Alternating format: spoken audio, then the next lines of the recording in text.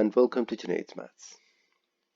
In this video, I'll be showing you how to factorize and how to factorize completely. All these questions in front of you belong to grade 4.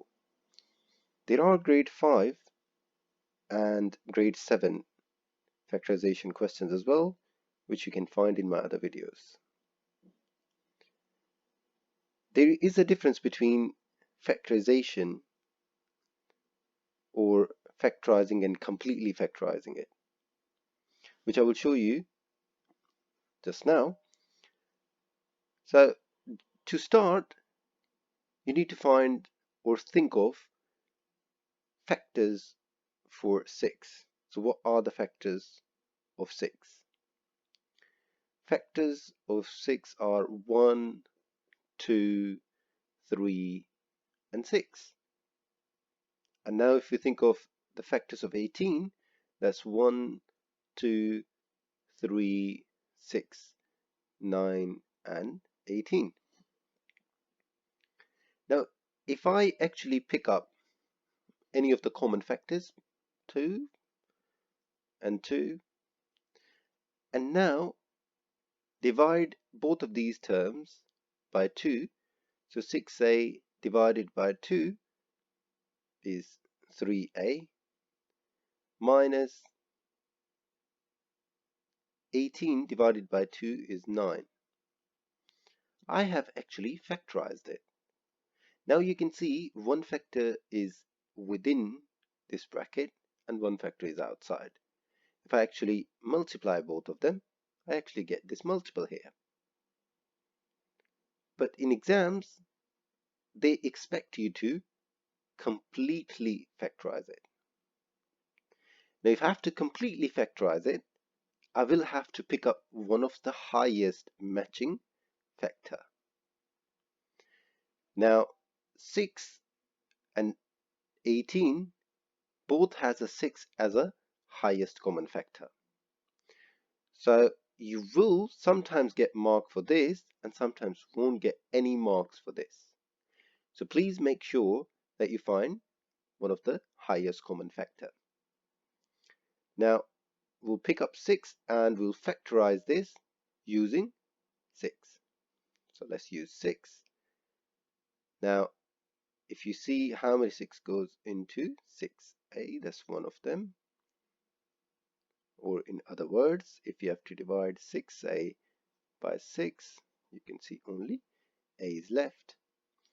And then 18 divided by 6 is 3. Now we'll move on to the next example, which is slightly different, and the reason for that is in previous question we didn't have the same alphabet on both sides or the same letter on both sides. Here we have the same letter appearing on both sides. That means we will have to find the common factor, this y, or take this y as a common factor as well. First of all, using the same procedure, we're going to divide both of the terms, find the highest common factor, which is 3. Now we know that y is also common as well, so we're going to take y common as well. Now we will divide this by 3y. You can see 3 and 3 cancelled.